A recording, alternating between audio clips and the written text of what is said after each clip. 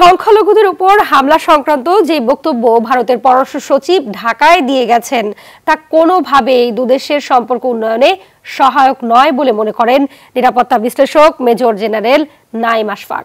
তবে দুদেশের সচিব পর্যায়ে বৈঠকে তিক্ততা ভুলে সামনে এগিয়ে যাওয়ার বার্তা ইতিবাচক বলে মত সাবেক কূটনৈতিক মুন্সি ফয়েজ আহমেদের। আরো জানাচ্ছেন শাকিলা করিম। বছর শেষের খুশি নগদে হবে বেশি। নগদ পেমেন্টে নির্দিষ্ট ক্যাটাগরির কেনাকাটায় ৩০০ টাকা পর্যন্ত ক্যাশব্যাক। ৫ আগস্ট গণ অভ্যুত্থানে শেখ হাসিনা সরকারের পতনের পর বাংলাদেশ ভারত সম্পর্ক অবনতি হয়, বৃদ্ধি পায় কূটনৈতিক অস্থিরতা। এমন সময় কয়েক ঘন্টার ঢাকা সফরে ভারতের পররাষ্ট্র সচিব বিক্রম মিশ্রি বাংলাদেশের পররাষ্ট্র সচিব, পররাষ্ট্র উপদেষ্টা ও প্রধান উপদেষ্টার সঙ্গে বৈঠক করেন। এখন প্রশ্ন, রাজনৈতিক পালাবদলের পর দিল্লির উচ্চ পর্যায়ের কোনো কর্মকর্তার প্রথম ঢাকা সফরে সম্পর্কের মাপকাঠি এখন কোন পর্যায়ে রয়েছে? যাওয়ার আগে সংখ্যালঘুদের নিরাপত্তা নিয়ে ভারতের উদ্বেগের কথা জানিয়ে বিক্রম মিশ্রির ঢাকা ব্রিফিংয়ে যেসব কথা বলেছেন তা মিথ্যা বলে ঘোর আপত্তি নিরাপত্তা বিশ্লেষক মেজর জেনারেল নাঈম আশফাকের। বাংলাদেশে কোনো সংখ্যালঘু বিবেচনায় কেউ আক্রান্ত হচ্ছে না।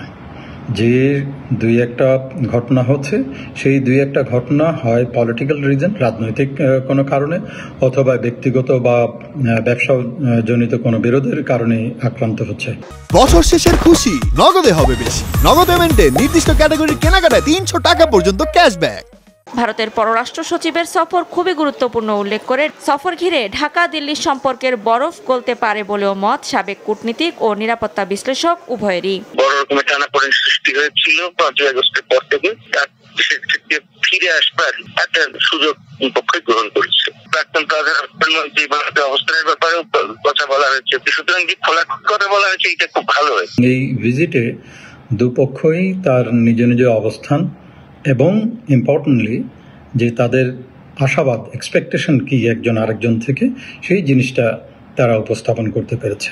একই সাথে বাংলাদেশের পররাষ্ট্র সচিব এদেশের সংখ্যালঘু সম্প্রদায়ের পরিস্থিতি সরেজমিনে দেখার আমন্ত্রণের বিষয়টিকে ইতিবাচকভাবেই দেখছেন সাবেক এই কূটনীতিক। আমাদের এখানে সত্যি সত্যি যে বড় আকারে কোন রকমের নিপীড়ন চলছে না, সেই জিনিসটা বারবার প্রকাশ করা, যে তাদের দেশে যে কট্টরপন্থীরা বিভিন্নভাবে সংখ্যালঘুদের অধিকার ক্ষুণ্ণ করছে, সেটার ব্যাপারে আমরা আমাদের কনসার্ন প্রকাশ করতে পারি। সব মিলিয়ে দুই দেশের সম্পর্ক উন্নয়নে বড় ধরনের কোনো অগ্রগতি হবে এটি আশা করা না গেলেও রাজনৈতিক দূরত্ব কমানোর ক্ষেত্রে এই সফরে একটা সুযোগ তৈরি হয়েছে বলে মত বিশেষজ্ঞদের।